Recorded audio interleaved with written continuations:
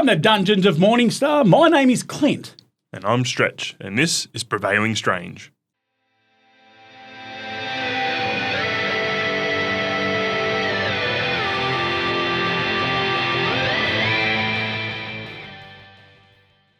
Welcome back, guys, to our Week in Review. A segment of Prevailing Strange where we talk about some of the things that were checked out in the past month. Because it's been a while. If you like what we're doing here, guys, please like, comment, subscribe, share us around. We like telling jokes and making people laugh, but we also like talking shit to each other. So share that around too. What have you checked out this week, buddy? So I've been digging deep into the stuff that has popped up. I've travelled back all the way to 1968 to when Stanley Kubrick directed his... I don't know whether you're trying to rage bait me on this shit or whether you actually believe that we haven't been to the moon. We haven't been to the moon. We haven't been to the moon. You and I especially, but the human race... No, stop. We didn't go to the moon in 1968. You reckon we've been since, though? I think so, yeah. But they didn't tell us? No. No. I don't understand. Why? Because I've watched the Marvel Infinity Saga, rewatching that. I watched King Arthur again. You're just going to fucking breeze over this shit? Breeze over what? Why? Why wouldn't they tell us? Because why would they tell us? Do you believe that we've had contact with alien life forms? I don't know. Do you think that there is other life out there apart from ours? Yes. Okay. Do you think that alien life would come from out there or here? Don't know.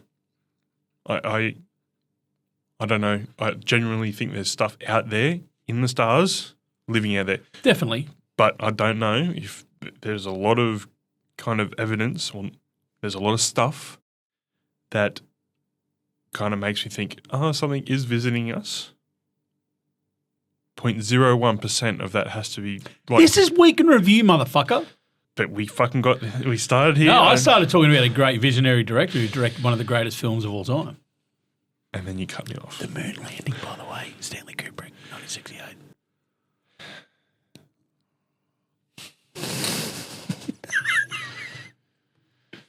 I've watched King Arthur again, which is always a great film. If you'd like us to talk about more conspiracy stuff and stuff that actually didn't happen, like the moon landing, and stuff that actually did happen, like the Americans flying planes into their own buildings, let us know.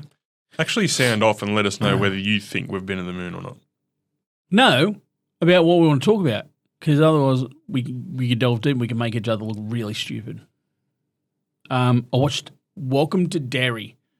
Can we talk about Welcome to Derry? We can. Okay. It was so good, dude. It was. I thoroughly enjoyed the It movies, part 1, part 2. Yep. I liked the tone of it. It wasn't necessarily a dark, gritty kind of scary movie. There was a lot of light, a lot of kids being kids, joking, telling fart jokes and carrying on. And then there was these moments that were kind of weird but like unsettling and creepy for certain things. And yeah, I don't know. It just was really well done. This being somebody who never watched the original miniseries with Tim Curry. Was it? Yeah, it was only 2 movies. Again, it was split up into 2 movies. It was it 2 movies? Yeah. Okay, but yeah. So it was the same sort of deal. You had the older ones coming back for the sequel. But I never watched it to know what its tone's like. No. I've only ever seen shorts of like, Tim Curry in the... It was more lighthearted. Pennywise in his torment was a lot more hilarious. Where this one, it's like, it's a nice boat.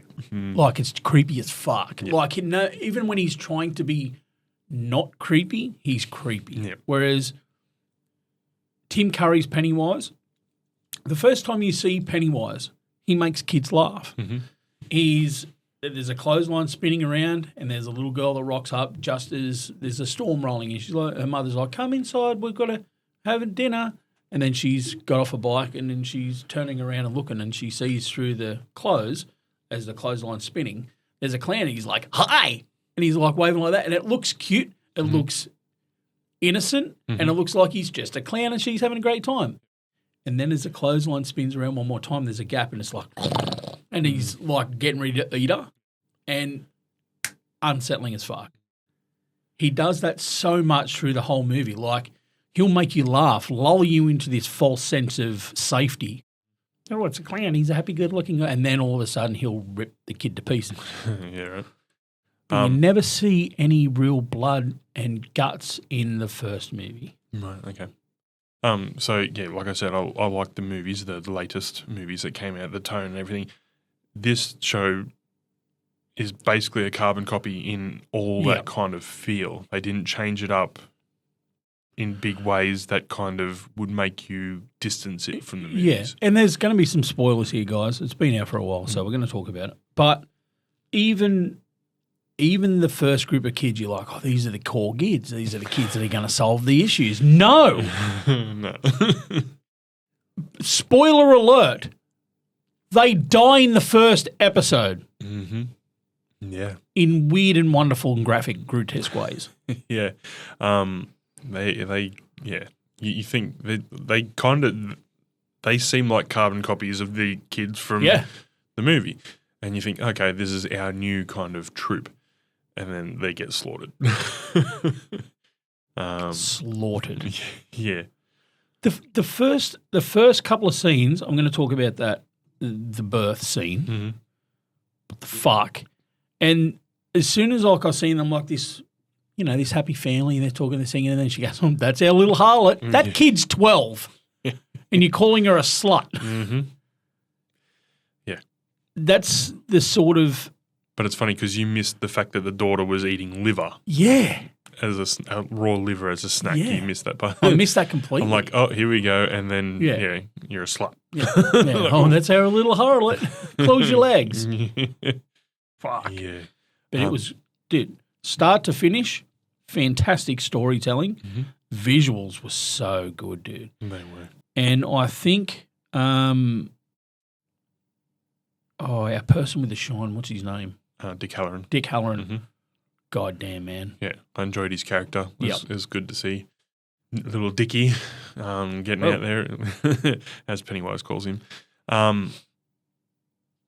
It was great that they got Skarsgård back.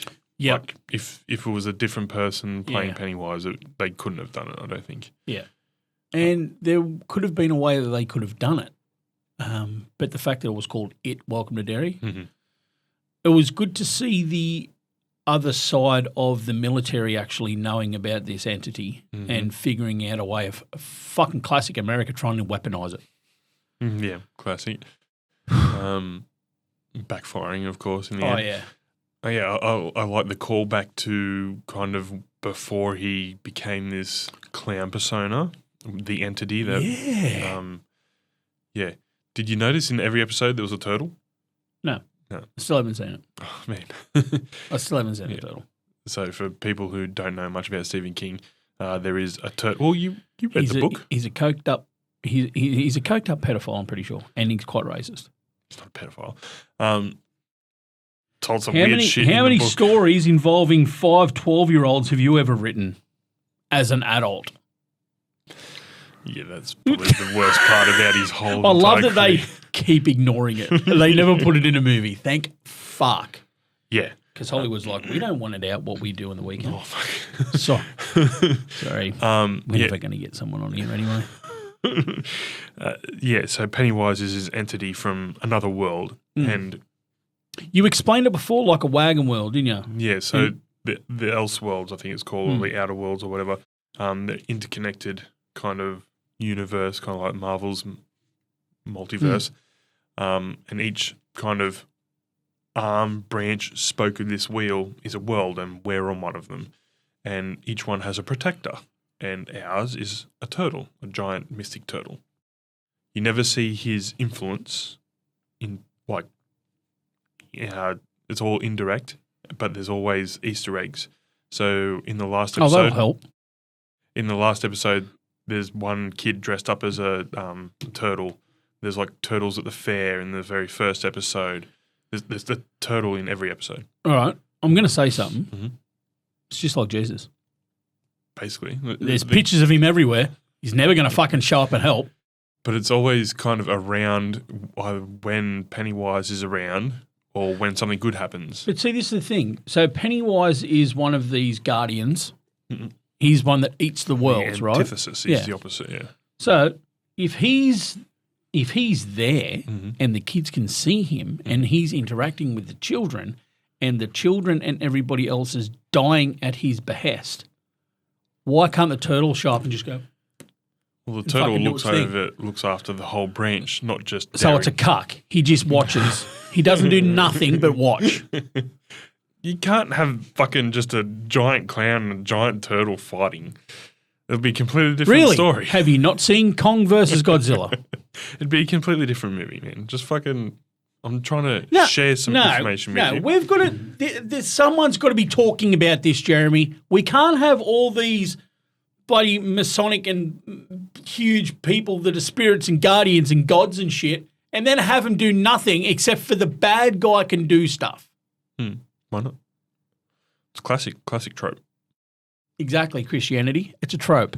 Yeah. But can you not see... Christianity is mythology. Great storytelling, but it's so full of shit. Old mate did mushrooms and seen a bush on fire and he goes, holy fuck, that's schmick. Yeah. And then wrote a story about it. And then Stephen King did a whole lot of coke and alcohol and wrote some stories. At one of them pizza parties that he went to in Hollywood. He goes, well, I've seen some shit. But yeah, I don't like that idea. I don't like that, okay, he's Pennywise the eater of worlds. And he doesn't eat a world. Freely goes and eats worlds. Well, he's eating parents' worlds all the time.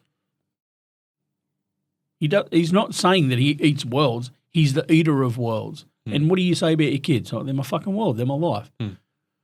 So not only is he destroying children, he's destroying the parents of these children. And the turtle does fuck all. You're allowed to be metaphysical about that, but metaphorical about that, but like a metaphorical turtle that is... So you're saying the kids are turtles? No, but I'm saying whenever something kind of good happens... a turtle totem is seen and it might be his influence over the thing. It's just fucking, mate. This cunt believes we went to the moon. We're going to fucking fight in a minute. Jesus. Okay. So, yeah, welcome to Dairy. And I thought as a first series, this wrapped up so good. Yep. Fantastic. You can't believe in the turtle, but you can believe in a ghost coming back and helping them put the dagger back in the ground, which I thought that was fucking sick, dude. Like yeah, man. I cried. I didn't see that coming. Nope. And the fuck you to Pennywise all the way past. I'm like, yes! Brilliant. Legit, dude, when he was laid on top of that fridge in the black spot, I fucking bawled. And I'm like, if this little cunt dies, I'm going to riot. But yeah, that fucking finger at the end, I thought that was just a kick-ass touch. 100%. And that he was with the totem warrior, whatever her name. Yeah, dude. That was fucking very cool. Yeah, great touch. And to bring that, not just spirituality of it all, and not just the belief structure that they're trying to fucking do with the turtle and the gods and the protectors and the bad guys and shit, but to bring it back to native civilizations where, yeah, we knew this shit back then and we put this fence up and you fuckwits are toying with it. Yeah, 100%. White people just need to back off. Fucking seriously. I am interested to potentially get some more kind of clarification to the fact that he knows about his death and that whole circle of everything. Who knows about whose death? Pennywise. Yeah. Because he explains it too. He's like, I experience time different than everybody else. Like, I experience it all at once. Yep. Now, yeah, for him to have that picture and go, oh, this is your husband and he kills me. Yeah. Or your kid or something and he kills me. Blah, blah, blah. Yeah. It's kind of interesting that he knows he dies. He gets confused with everything. I kind of get that. Then why does he try to escape if he knows he's not going to escape? Like a kind of that Why wouldn't you try to kill that girl? unless, him being caught causes something else, another ripple. Right. But I'd like to see where that goes. The scene of her cutting her fucking eye off. Yeah. Who the fuck thinks of this shit? Yeah, I don't know. Did she cut it off or she only hurt it? Because I don't remember his mum having one eye. No. You don't meet his mum. You don't meet his mum. That's not the sycophant's mum. True. Yeah. Okay, yeah, I got confused for a second there. When she cuts off her eye, yes, we're saying off because it actually comes out of her head. I'm like, just do this. Push it back in? Just push it back in. Yeah. Don't put it on a bandsaw and cut it off. But she thought it was a parasite. Just push it in. I don't care what you thought. I just push it in. Like if you're out and you're prairie dogging it, you're not going to just cut it off, are you? Because then you've still got that bit that's just past the butthole. Okay. So you'd just push it back in, wouldn't you? We're going that way. If you had a tapeworm hanging out your ass, would you push it back in or pull it out? Depends where I am. If I'm at the school picking up Logan, I'm just going to leave it. If I'm at work, I'm going to go do a poop and pull it out. If I'm here with you, I'm just going to push it back in. If I'm walking in the foreshore, right, I'm just going to clench tightly and do a sharp inward breath. Okay. And hopefully it goes, sucks back in. Okay. But yeah, I rate this show very highly, man, and I've been recommending people to watch it, not with your kids, because it's fucked up. Mm-hmm. Like graphic. Mm-hmm. So graphic. The bed scene was fucking weird. Which bed scene? The reverse birth. Yeah. Okay, moving on. Yeah, Welcome to Dairy. Watch it, guys. I watched seasons 1 through 3 of Jack Ryan on Amazon. Mm-hmm. Bro. It was a great show. That first season, I bawled my fucking eyes out, and it really just... Now, we started watching it just after the Bondi shooting. Yep. I watched that season of television, man, and I was so moved. I had so many different fucking emotional reactions to that show, and it suckered me in for the second season. Now, all I can see when I watch this show is I think Donald Trump's watching it and taking notes. Season 2 was invading Venezuela. Mm-hmm. Yeah, there's a lot of theories. Well, a lot of these people that write these stories are kind of fingers on the pulse type. Yeah, fingers on the pulse, aware of the socio-economic landscape of the world. No, socio-political landscape of the world, and probably there's people out there that can predict this type of shit, where it's going to go to an extent. I watched an episode of TV called Nathan Fillion's show, Castle, and there was a group of people who were like a think tank, and it was red team versus blue team, and it was two sides of a paramilitary type team, and they had to figure out a way to bring down America the easiest way possible. Mm-hmm. And I went in and done some another research and shit. If you wipe out one person, the right person, you can collapse America as just finding that one person. And they call it the linchpin theory. Mm. And to see Jack Ryan do this shit, and to know that there's probably people out there that are like this dude. Yeah. These high profile analyst type people who dead set just read and do math all their fucking life, just reading dossiers on people, their backgrounds, their family history and shit. And you don't even know who the fuck they are. No. They could have saved the world 4 times in the last 6 years, and you don't know who the fuck they are. 100%. See, a lot of these authors that are writing, like Tom Clancy and all that, knows. have either been in military or closely related, or have like people that are telling them things. Yeah, there probably is. Well, that brings back to that Ministry of Ungentlemanly Warfare. There's a bloke in that who's reporting to the Prime Minister of England, Mm-hmm. and his name's Ian Fleming. That's the dude who wrote all the James Bond novels. Yeah. And he apparently created the character of James Bond around March Phillips, who's actually in that movie. Yeah. Played by Henry Cavill. God damn. Yeah. But, dude, that is such a good movie. Have you seen it? It is a good movie, yeah. Oh, so you've watched that? Yeah. Cool. But, yeah, so Joke. Jack Ryan, man, I'm up to the last episode, the last season now. Mm-hmm. So me and Rachel just been fucking jamming that in while we've got no television because we're not going to see any more Pennywise for 2 years. You should watch The Wire because he's Offsider, the black fella. What's his name? Whoa! James Greer, bro. Yeah. God, racist. So racist. It's not racist. He's black, man. Yeah, James Greer. Sorry. So he's in The Wire. He's one of the characters in The Wire. I don't know why I want to watch The Wire. People keep telling me to watch it. It's great. Why? I sold you on it last time. Yeah, you did. I keep forgetting about it. It's just It tells the perspective of New York from the base of the drug dealers, the outlaws, and the police. Yep. There you go. So I remember shit. worth watching. Some really good TV. Fuck yeah.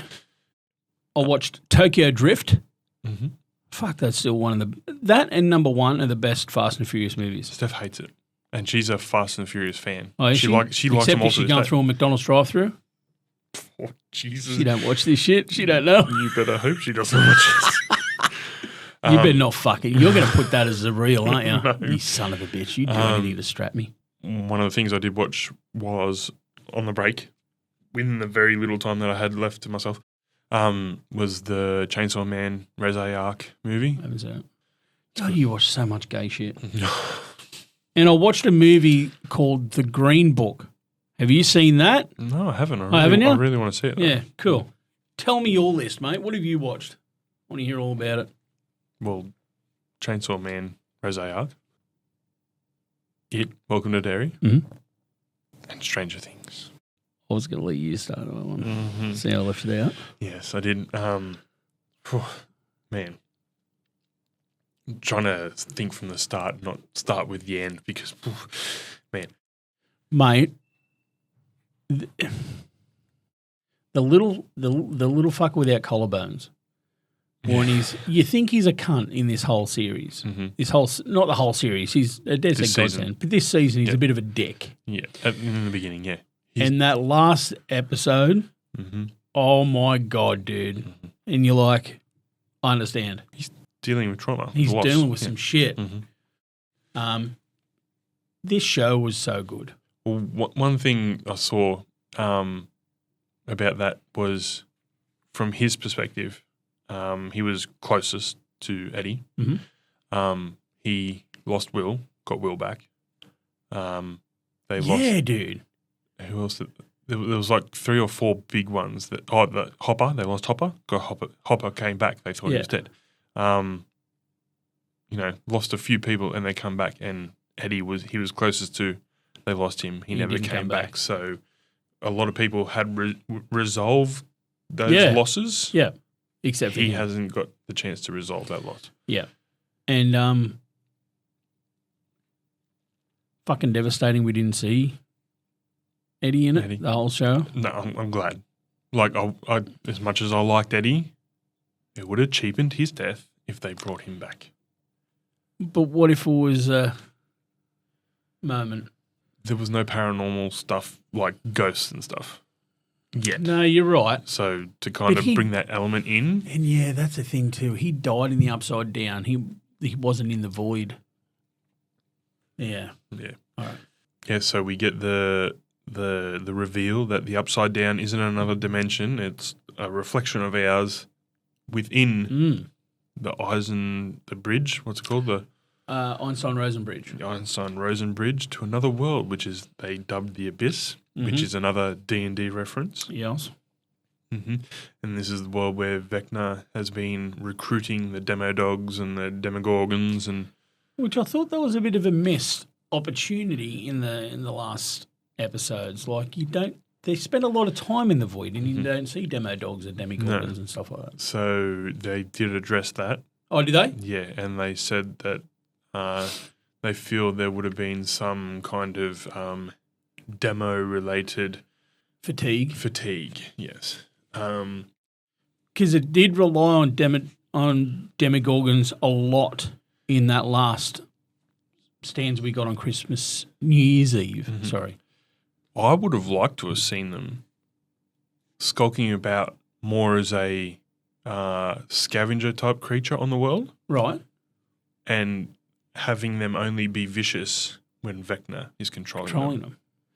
Yeah, so that he's would have just been cool. picking off scavengers and sending them rabid off after. And they're just normal sort of animals in that sort of arena. Normal for that world, Yeah, that could have made a lot of sense. Something in the background, but like being barren. It was just like this. There was nothing there. It was kind of weird that there was just this trek across nothingness to. And they interacted with nothing the whole time they were there. And that's the home of the demos. Yeah. Let's just say that. Yeah. Visually, I think it held up the whole way through. Mm-hmm, mm-hmm. I think if I was to binge seasons 1, 2, 3, 4, and 5 in a allotment, I'd come up against the age issue a bit. But the fact that it's been 7 years since this thing started. Well, that's one thing that I find interesting about the whole thing, about the whole TV show and the themes, is parallels, parallel worlds, parallel world to watching it. And there's kind of ties.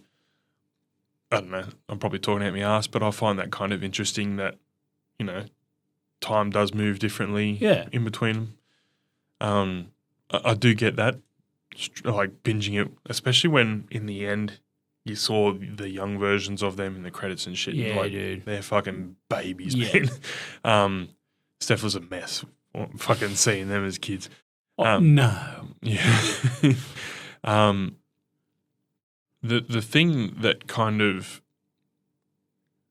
the only thing that irked me about the entire thing was we went from like an almost grounded, so it had the supernatural effect. I haven't seen that, so you're going to have to elaborate. So dark, gritty, grounded with a little bit of supernatural theme. Right. Everyone's wearing plain clothes for the time. It was time period accurate and that. It was like low-level fantasy. Yeah. Urban fantasy to begin with. We get to the end. We've got, what's Mike's sister's name? Curly hair. Yep. Fucking Rambo. Everyone was wearing costumes at the end. You get what I mean? Like, I get you. Yeah. Like Holly has the whole get up, like she's in a fantasy world, whatever, in the mind anyway. But she's got like the cleric Red Riding Hood kind of esque theme going on. Right. Mike looks like a Ghostbuster. Mike's sister, she's got very similar Rambo hair. She's toting guns. She's killed demos and stuff. They get into the military complex and she's just blasting humans away with no abandon. For a teenage girl. Yeah. No, she's not teenage. She's 20s. Come on, mate. She's a kid. She's basically a kid. 20s. Early 20s. 21, you're an adult in America. And that's when they lose all compulsion about shooting people. Motherfucker, they do it when they're 14. Yeah, I know. Walk through a school just shooting kids with reckless abandon. But then for her the time. But then for her to not be changed by it in the end. The fact that they all got their jobs back, dude. How many cops did Hopper kill? He just gets his badge at the end? It's... That's what made me lean into that conformitist theory. Yeah. They're like, ooh, yeah, this could be the thing. They definitely breezed over some stuff in the end. Yeah. I do like that, you know, there was reportedly to begin with, it was always going to end with it being just a campaign of the kids playing D&D. That would have been shit. In the beginning, it might have been all right after a season or two. Yep. But for them to keep going, they've obviously done the whole Lost thing and they've... Trying to scramble to get working on their, you know... And luckily, they stuck the landing. I think they did, yeah. They could have fucked it up. But the fact that it still ended with the D&D game and then Like, I still liked that. I liked that it was the handing of the guard, like all the younger kids started their own D&D game. That too. But as people who play their own D&D campaigns, you know for a fact that if someone's waiting upstairs and they're going, oh, it's our turn next, there's no next. We're doing this until the sun goes down. If we could do it over a full weekend, we probably would. The hanging up of the cloaks, the putting the Books binders away. away. They had to be genuine reactions. Yeah, apparently, and the little rooftop scene where it's the older characters, apparently that was all just ad-libbed as well, and they had a basic sort of outline of what they wanted them to do, but the emotion and all that sort of stuff was apparently a bit real. Oh, man, you could tell. You could tell. I'm getting a bit misty-eyed thinking about it right now. Well, the character that played Dustin and Mike, Finn Wolfhard and Giammazzardo, or something, or whatever his name is, they actually were roommates for this season. Yeah, right. And so they lived together. And they said, it was fucking hard. Like, I get that. You've been, like, you were thrust into this thing as kids, man, like 6 and 7 years old, and you killed it. They did a great job. No one had heard of these fuckers before then. Yeah, no. And, lucky they didn't all grow up to run off the rails before the end of it. Like, kept it together for the whole thing. And Millie Bobby Brown's a bit off the rails in a different type of way, but yeah, she's weird, pretty insufferable. I don't know why. She annoys me. I don't like that she was paid more than everybody else either. I think she thinks very highly of herself. Dude, right? And that's just a product of the whole situation she was in. Yeah. I I do rate this show, and it might be a while before I give it a rewatch, but I will give it a rewatch because it was a good show. I think you'd run into that problem and find it hard to rewatch it. Because of the age. Less the age. Like I said, less the age for me. It would be the fact that it changes quite a lot in... That third season where she runs away, I fucking hated that season. And they just had to bring one character back in who I don't know whether... And let's face it, she was a fucking lackluster character when she was back, and I don't know whether she was only brought back to put that idea into Elle's head that you have to die at the end of this thing. Spoilers. I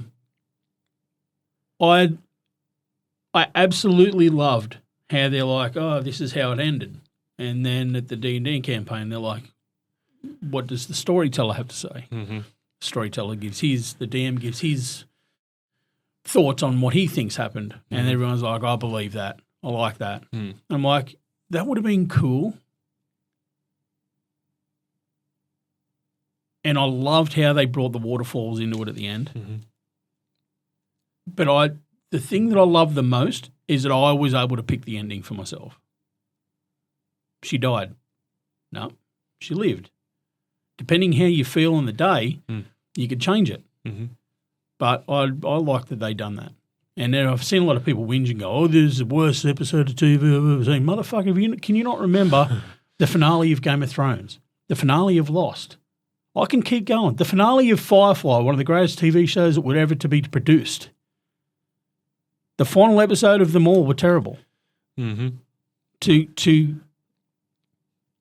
Does anybody remember the fade to black from Sopranos? I've never watched it. I've never watched Sopranos.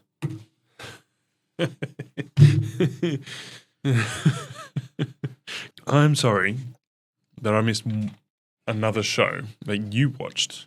You have not watched a lot of shit that I've watched. Because you watch shit.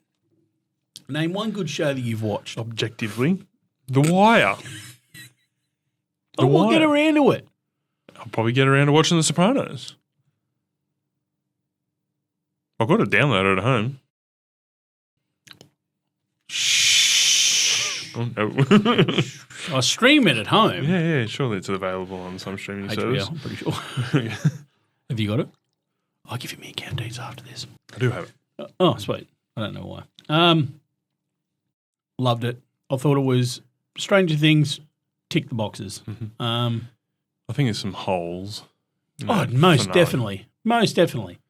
And a lot of them came about from this theory that all the fans were having Yeah. Okay, I agree. Like in some of the images you see, Mike's mother doesn't have the scars. Oh, I'm not talking about that. I'm talking about the theory on whether she lives or dies and stuff. Do you want to elaborate and help me out and tell me? So, Callie, you don't know whether she's dead or not. You assume she's dead, and then all of a sudden she's fucking back alive. She looks like she's in the same room, but then it's him telling the story. You don't know. Who's Callie? The Indian girl who can project her mind. Oh, right, yeah. Kelly, yeah. Carly, whatever her name is. Yeah, like, can she do that across the rift? Yeah, she explains that she can. So she's able to do that. And then when Elle does it later on, it says earlier on in the episodes that Elle was learning how to do that. Do what? Well, you know how she brought Mike into her little underworld without the bathtub? Yep. So Carly was teaching her how to do shit without the tub. Because I found that was one of the biggest plot holes ever. There's no fucking water in there. And all of a sudden they're able to find a fucking big pool. Come on. In what episode? In the last one. Where she's in the bloody container. She's in that massive pot thing. Yeah. There's no water in that world. So why the fuck is there that? Why is there no water in that I don't know. They talk about it earlier on. She's like, I can't get into the thing under there because there's no water, blah, blah, blah, blah, blah. And they go, oh, it's okay. We've got a bathtub here, blah, blah, blah, blah. And they fill that up. And that's not in Yeah. Oh, fuck, I forgot about that. Yeah. So there are holes. There are holes and there are issues with it. To be brutally honest, I really wish there was one more episode that they were alluding to and that fixed all this up. You don't need a happy ending. I could have just been as happy with seeing everybody die and him just sitting on a throne at the end going, like, I wasn't disappointed with it. Yeah, me neither. It's just, I think she's dead. I think she's dead. Right. I don't think she survived. I think that's all in Will's head. It's him moving on, kind of accepting her kind of situation. But when you want her to be dead, you'd want her to be dead. No, you'd want her to be happy somewhere. Oh, God, no, because then you could run into her accidentally one day. Like, nah, if she's gone, I'll never see her again. And my nose will never bleed. My head won't explode when I meet the love of my life and move on and she comes back and goes, hey, I've missed you. And then she explodes the head of your wife and your kids. Your fucking rabbit that you bought for your 6-year-old kid is just exploding in a cage. Kills all your grass. Yeah, fair.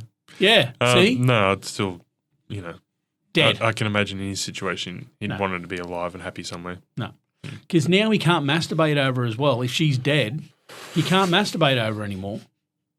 If he thinks she's alive, he can still masturbate over her.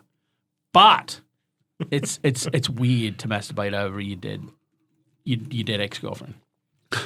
Okay. Apparently. I'll take your word for it. I've seen some movies. I've heard some things. Yeah, fair enough. And that's kind of all I watched. But I've been playing some video games. Wow. Okay, hit me with it. By the way, guys, we will be going and seeing Avatar 3. We haven't had a chance to see it together yet. And there's another movie I want to see at the cinema as well that we haven't had a chance to see yet either, and I've forgotten the name of it. But I want to see Avatar in 3D. What are the video games you've been playing? Well, only one video game, sorry. So we bought Landon a Switch for Christmas, or Switch 2. There's a game that I've always wanted to play that I have not played it for a long time. Fuck me, you got Zelda, didn't you? I did. God, you're gay. Breath of the Wild. It is sensational. I'm thoroughly enjoying it. I only get to play like maybe an hour and a half every other night, but it's my return to gaming for a long time. Have you wrapped it up? It's kind of hard to wrap it up when you're being a fucking inconsiderate I've jerk. Never played it. Hey? I've never played it. It's a good little game. Yeah, but it's fucking, I think it's massive. It's not a little game, but like it's... You've never played Ark, have you? No. Yeah. But like for a fan of D&D and Lord of the Rings and fantasy in general, it's just fucking right up my alley. Why don't you have Baldur's Gate? Because I've got nothing to play on. What the fuck's over there recording our shit? It's full of our shit. 2 terabytes of it. I'll buy you another SSD. I am buying a PC very shortly. That'll do it. I'm buying a PC very shortly. And then we play Baldur's Gate 3. Yeah. Because Baldur's Gate 3 is D&D. I am 100% aware. I bought a new and then game. we have a new D&D game coming out. Oh, Warlock. dude. Mm-hmm. How good does it look? Did I send it to you the other day? Yeah, I'd seen it before, but yeah. Did you see the virtual reality game coming out as well? I thought I sent it to you. That burpie's going to fucking stink too. I'm sorry. Just tell me about the game. Like, what is it? Instead of looking to see if you sent it to me. No, I did send it to you. It's just that you don't care. Maybe I didn't send it to you. I'm sorry. Yeah, I didn't think so. What virtual reality game are you talking about? So that's the D&D game I sent you. Mm-hmm. What? There was this one. Oh, yeah, the VR. Yeah, you did send it to me.